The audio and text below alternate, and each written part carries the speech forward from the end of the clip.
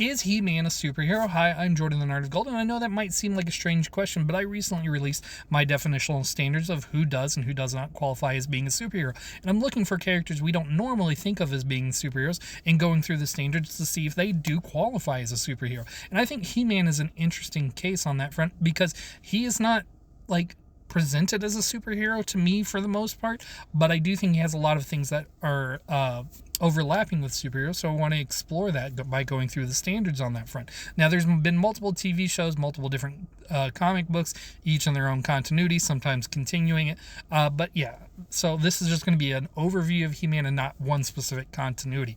So going with it, number one, power/skill. Yes, he definitely has plenty of power. He's had a crossover in the past with Superman, putting him on par in terms of that level of strength, and he has plenty of fighting prowess. So yes, I would say he definitely has that qualification. Number two, does he have a secret identity? Yes, it appears that most people within several different versions of He-Man continuity do not know that Prince Adam and He-Man are two different people. So I would say yes, that qualifies. He transforms into He-Man.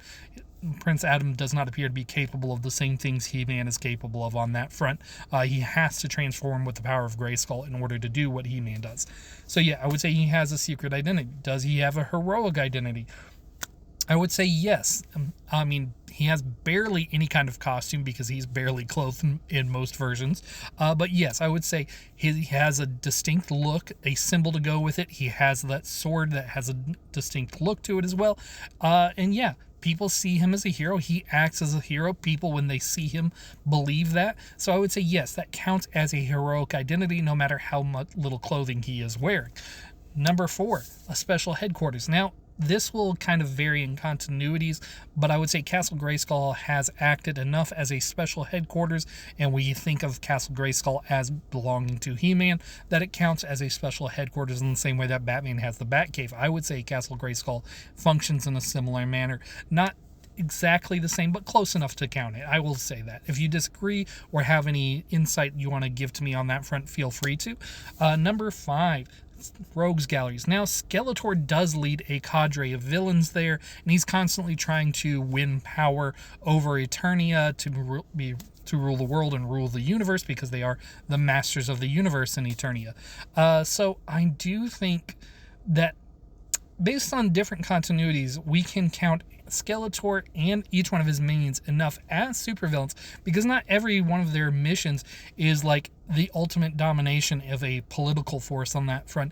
So I do think that Skeletor and his cadre of henchmen do count on that front as supervillains because they will have their own revenge plots and everything, and they will sometimes do things on their own that Skeletor doesn't directly force them to do because they have their own personalities. So yeah, I will say he does have a rogues gallery on that front. Next, themed gear/weapon. Obviously, the sword that he carries around, which is, I'm blanking out on the name of it right now, but I'm pretty sure it's associated with Castle Grayskull as well. Yeah, I would say that definitely counts in the themed gear/weapon because it is also the sword that gives sword of power. There we go. Yeah, it is also the sword that gives him the ability to transform into He-Man from Prince Adam. So yes, I would say that definitely counts as themed gear/weapon. And yeah, I don't think there's really anything else he carries around that really counts, but it is identifying a major force within him. So yeah, I'm going to count that. Next, for the people.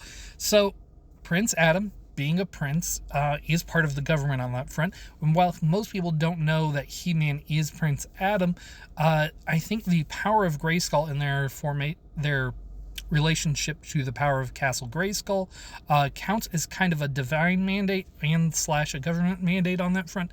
So He-Man, for the most part, I would say doesn't count in this category because superheroes exist in this moral liminal space where they are technically bad guys within their society for the most part, but they act for the betterment of society by protecting them from greater evils, so humanity has the option to continue to progress and work on themselves, and sometimes they take a more active role in their society depending on the story that they're taking place in. But I would say either way, because of his status as a prince and his power source being like a divine power even within He-Man's world, that he doesn't count on that front because he has a government and divine mandate to protect the people and the universe at that point. So yeah, I'm going to say no to that one. Next, does he have iconic locations? And I'm going to go with I want to say Eternia itself counts enough because there are a number of different lands. Yeah, I'm gonna go ahead and give him this one because Eternia is pretty distinct as this science fantasy location that is a mix of magic and sci-fi. So I do like that, and I do think Eternia counts as a distinct location that we highly associate He-Man with, in the same way that we associate Batman with Gotham. And Eternia is a planet-sized location, but I do think it counts on that front. So yeah, I'm gonna give him Eternia as a iconic location. So that means he's got a power/skill, secret identity, heroic identity, special headquarters, rogues gallery, themed gear. He does not have For the People, and he does have an iconic location. So that's 7 out of 8 indicators, which would place this sci-fi fantasy character as a superhero. So, like I said, I thought he was a character who is kind of close to being a superhero, but maybe wasn't. But it turns out he is, according to my definitional standards. But if you are a He-Man superfan, you want to give him some more information on He-Man in the comments, do it, please. I do like He-Man, and I do think he's an interesting character, but I'm going to continue to test other characters that I think are in that little space where they may be a superhero, but we don't normally think of it. And tune in.